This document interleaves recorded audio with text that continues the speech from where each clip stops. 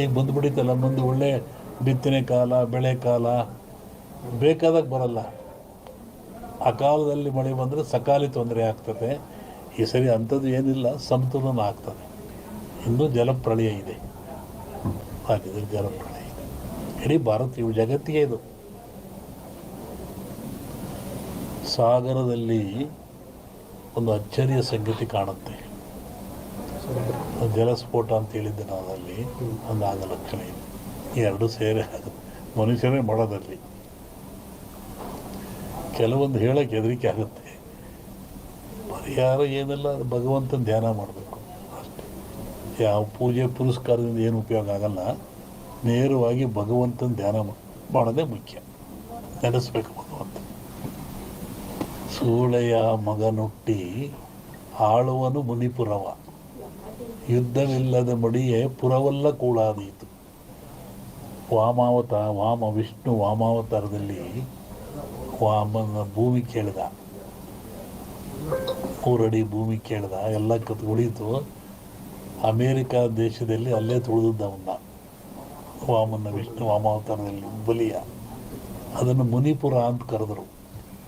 ಏನ್ಸಂಡ್ ಇಂಡಿ history ಒಳಗೆ ಅಮೇರಿಕವನ್ನು ಮುನಿಗೆ ದಾನ ಕೊಟ್ಬಿಟ್ಟನಲ್ಲ ಅವನು, ವಾಮನಿಗೆ ದಾನ ಕೊಟ್ಟನಲ್ಲಪ್ಪ, ಅದು ಮುನಿಪುರ ಅಂತ. ಯುದ್ಧವಿಲ್ಲದ ಮಡಿಯ ಪುರವಲ್ಲ ಕೂಳಾದೀತು ಅಂತ. ಮುನಿಪುರ ಅಂದರೆ ಅಮೇರಿಕವನ್ನು ಮುನಿಪುರ ಅಂತ ಕರೀತಾರೆ. ಅದು ಅಮೇರಿಕ ಒಂದು ದೇಶದಾಗೆಲ್ಲ ಎಲ್ಲರೂ ಸೇರ್ಕೊಂಡ್ರದಲ್ಲಿ. ಶ್ರಾವಣದ ಮೇಲೆ ಹೇಳ್ತೀನಿ ಅದ್ರ ಬಗ್ಗೆ. ನೋಡು, ಹೇಳಿದ್ದೀನಿ, ಇನ್ನೂ ನೋಡ್ತಿರ್ಬೇಕಾರೆ. ಹಿಂದೆಲ್ಲ ಹೇಳಿದ್ದಲ್ಲ, ಮೊನ್ನೆ ಹೇಳಿದ, ಕೆಲವು ಮುಳುಗ್ತವೆ ದೇಶಗಳು, ಕೆಲವು ಹೇಳ್ತವೆ, ಹೊಸ ರಾಜ್ಯಗಳು ಉತ್ಪತ್ತಿ ಆಗ್ತವೆ ಅಂತ ಮೊನ್ನೆ ಹೇಳಿದ್ದಾನೆ. ಮತ್ತು ಮದ್ದಿಲ್ಲದ ಕಾಯಿಲೆ ಬರುತ್ತೆ, 5 ವರ್ಷ ಇರುತ್ತೆ ಕಾಯಿಲೆ ಅದು. ಮತ್ತು ಕೊರೋನಾ ಬಂತು, ಇದು ಇನ್ನೊಂದು ರೂಪವನ್ನು ತಾಳುತ್ತೆ. ಆದರೆ ಸಾವು ನೋವು ಕಮ್ಮಿ, ಕಾಯಿಲೆ ಮಾತ್ರ ಈ ಸಂವತ್ಸರದಲ್ಲಿದೆ. ಹೊಸ ರೋಗ ಉತ್ಪತ್ತಿಯಾಗಿ ಉಸಿರಿಗೆ ಸಂಬಂಧಪಟ್ಟದ್ದು. ಜನ ಆ ಥರ ಸಾಯ್ತಾರೆ. ಆ ಭೂಮಿ ಹೇಳಿದ, ಭೂಮಿ ಗುಡ್ಡ ಬಿಡಿ ಉಳ್ತವೆ ಅಂತ ಹೇಳಿದ್ದ ನಾನು. ಬೆರೆಯುತ್ತೆ, ಉಳುತ್ತವೆ, ಸಮುದ್ರ ಜಲಬಾಧೆ, ಜನ ಸಾಯ್ತಾರೆ. ಮೊನ್ನೆ ಹೇಳಿದ್ನಲ್ಲ, ಅದೆಲ್ಲ ನಡೀತಾ ಇದ್ದಾರೆ, ಇನ್ನೂ ಇದೆ ಅದು.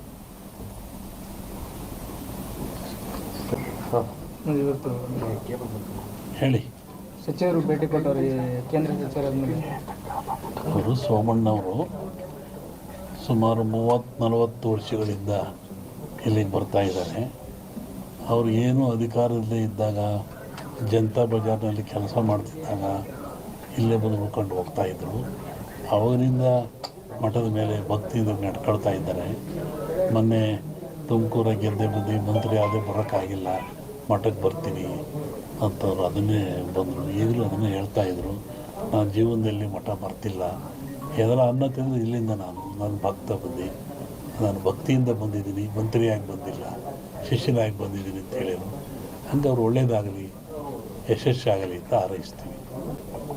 ಸಂಕ್ರಾಂತಿ ಕಳೆದ ಮೇಲೆ ಒಂದು ಯೋಗ ಇದ್ದಂಗೆ ಕಾಣಿದೆ. ಇವರಿಗೆ ಅಂತಲ್ಲ, ರಾಜ್ಯ ಮಟ್ಟದಲ್ಲಿ ಒಂದು ಉನ್ನತ ಯೋಗ ಅವಕಾಶ ಇದೆ.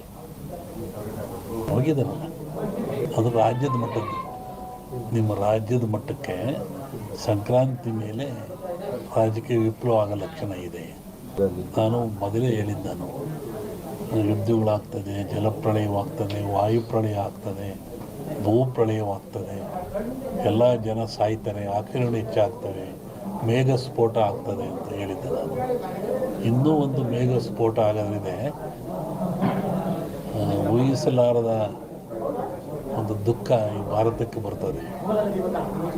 ಪ್ರಕೃತಿದತ್ತವಾಗಿ ಆಗ್ತದೆ ಮೇಘ ಸ್ಫೋಟ. ಅದನ್ನು ಹೇಳಿದ್ನಲ್ಲ, ಮನೆಯಲ್ಲೂ ಹೇಳಿದ್ದೆ ನಾನು ಮನೆಯಲ್ಲಿ. ಒಟ್ಟಿಗೆ ಜನಜೀವನ ಅಸ್ಥಿರ. ಯಾವಾಗ ಮನೆಗೆ ಬರ್ತಾನೆ ಹೋಗ್ತಾನೆ ಅಂತ ಹೇಳೋದು ಕಷ್ಟ. ಅಸ್ಥಿರ ಇನ್ನೂ ಜಾಸ್ತಿ ಆಗ್ತದೆ. ಅದು ಅದರಲ್ಲಿ ಅರಸನಾಲಯಕ್ಕೆ ಕಾರ್ಮೋಡ ಕವಿದೀತು. ಅದು ರಾಜ್ಯಕ್ಕೂ ಇದೆ, ಸೆಂಟ್ರಲ್ಗೂ ಇದೆ. ಹಿಂದೆ ಹೇಳಿದ್ದು 2-3 ಜನ ಪ್ರೈಮ್ ಮಿನಿಸ್ಟರ್ ಕೊಲೆ ಆಗ್ತಾರೆ, ಸಾಯ್ತಾರೆ ಅಂತ. ಅದು ಆಗ್ತದೆ. ಸಂವತ್ಸರ ಪರದಲ್ಲಿ ಕಷ್ಟ, ಬಡ ಲಕ್ಷಣ. ದ್ವೇಷ, ಅಸೂಯೆ, ಈ ಮಧ್ಯೆ 1-2 ಬಲಿ ಆಗ್ತಾರೆ. ಹೇಳಿದ್ದಲ್ಲ, ಸಂಕ್ರಾಂತಿ ಮೇಲೆ ವಿಪ್ಲವ ಆಗೋ ಲಕ್ಷಣ ಇದೆ. ಇಲ್ಲ ಸರ್, ಸಿದ್ದರಾಮಯ್ಯಗೆ ಏನು ತೊಂದರೆ ಇಲ್ಲ. ಮೂಡ ಬರುತ್ತೆ, ಮೂಡ ಹೋಗುತ್ತೆ ಅಷ್ಟೆ. ಏನು ಆಶೀರ್ವಾದ ಬಂದರೆ ಆಶೀರ್ವಾದ ಆಗ್ತದೆ ಹೇಳ್ತೀನಿ. ಜಗತ್ತಿನ ಸುದ್ದಿ ಈಗಲೂ ಇದೆ. ಅವಾಗ ಸಂಕ್ರಾಂತಿ ಒಳಗೆ ಮೇಘಸ್ಫೋಟ ಅಂದಲ್ಲ, ರಾಜಕೀಯ ವಿಪ್ಲವ, ಇನ್ನೊಂದು ಸತಿ ಥರ ಆಕ್ಸಿಡೆಂಟು ಆಗ ಲಕ್ಷಣ ಇದೆ. ಇದು ಹೇಳಿದೆ, ಫ್ಲೋಟ್ ಮೇಘ ವಾಯು ಫ್ಲೈಟ್ದೆಲ್ಲ ಹೇಳಿದ್ದಲ್ಲ, ಫ್ಲೈಟ್ ಬಿತ್ತು, ಜನ ಸಾಯ್ತಾರೆ, ಮರಣ ಆಗ್ತದೆ, ಜಲಪ್ರಳಯವಾಗ್ತದೆ, ಸಮುದ್ರದಲ್ಲಿ ಆಗ್ತದೆ ಎಲ್ಲ ಹೇಳಿದ್ದಲ್ಲ, ಆಗ್ತದೆ. ಇನ್ನೊಂದು ಶ್ರಾವಣದಲ್ಲಿ ಹೇಳ್ತೀನಿ, ಜನವರಿ ಒಳಗೆ ಒಂದು ದೊಡ್ಡ ಆಘಾತ ಆಗೋ ಲಕ್ಷಣ ಇದೆ ಇಂಡಿಯಾಕ್ಕೆ. ಸೂಳೆಯ ಮಗನುಟ್ಟಿ, ಇದನ್ನು ಇಟ್ಕೊಂಡಿದ್ವಿ, ಪರಿಹಾರ ಮುಂದೆ ಹೇಳ್ತೀನಿ. ಸೂಳೆಯ ಮಗನುಟ್ಟಿ ಆಳುವನು ಮುನಿಪುರವ. ಕೆಲವೊಂದು ಹೇಳೋಕ್ಕೆ ಹೆದರಿಕೆ ಆಗುತ್ತೆ. ಪರಿಹಾರ ಏನೆಲ್ಲ ಭಗವಂತನ ಧ್ಯಾನ ಮಾಡಬೇಕು ಅಷ್ಟೇ. ಯಾವ ಪೂಜೆ ಪುರಸ್ಕಾರದಿಂದ ಏನು ಉಪಯೋಗ ಆಗಲ್ಲ. ನೇರವಾಗಿ ಭಗವಂತನ ಧ್ಯಾನ ಮಾಡೋದೇ ಮುಖ್ಯ. ನೆನೆಸ್ಬೇಕು ಭಗವಂತ. ಸೂಳೆಯ ಮಗನುಟ್ಟಿ ಆಳುವನು ಮುನಿಪುರವ, ಯುದ್ಧವಿಲ್ಲದ ಮಡಿಯೇ ಪುರವಲ್ಲ ಕೂಳಾದೀತು. ವಿಷ್ಣು ವಾಮಾವತಾರದಲ್ಲಿ ವಾಮನ ಭೂಮಿ ಕೇಳಿದ, 3 ಅಡಿ ಭೂಮಿ ಕೇಳಿದ, ಎಲ್ಲ ಉಳಿತು. ಅಮೇರಿಕಾ ದೇಶದಲ್ಲಿ ಅಲ್ಲೇ ತುಳಿದವನ್ನ ವಿಷ್ಣು ವಾಮಾವತಾರದಲ್ಲಿ ಬಲಿಯ, ಅದನ್ನು ಮುನಿಪುರ ಅಂತ ಕರೆದರು.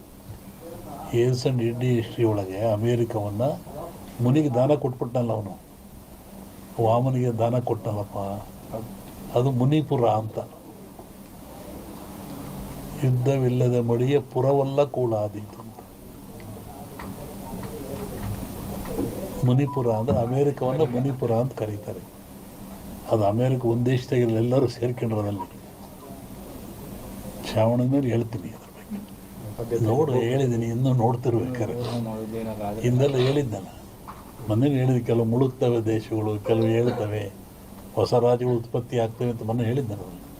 ಮತ್ತು ಮದ್ದಿಲ್ಲದ ಕಾಯಿಲೆ ಬರುತ್ತೆ, 5 ವರ್ಷ ಇರುತ್ತೆ ಕಾಯಿಲೆ ಅದು. ಮತ್ತು ಕೊರೋನಾ ಬಂತು, ಇದು ಇನ್ನೊಂದು ರೂಪವನ್ನು ತಾಳುತ್ತೆ.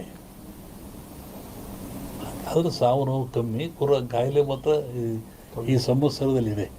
ಹೊಸ ರೋಗ ಉತ್ಪತ್ತಿಯಾಗಿ ಉಸಿರಿಗೆ ಸಂಬಂಧಪಟ್ಟದ್ದು, ಜನ ಆ ಥರ ಸಾಯ್ತಾರೆ. ಆಗ ಭೂಮಿ ಹೇಳಿದ, ಭೂಮಿ ಗುಡ್ಡ ಬಿಡಿ ಉಳ್ತವೆ ಅಂತ ಹೇಳಿದ್ದ ನಾನು. ಈ ಕೊರೋನಾದಿಂದ ಯಾರೂ ಸಾಯಲ್ಲ, ಕೊರೋನಾಕ್ಕೆ ಅದರ ಅವಶ್ಯಕತೆ ಇಲ್ಲ. ಕೊರೋನಾ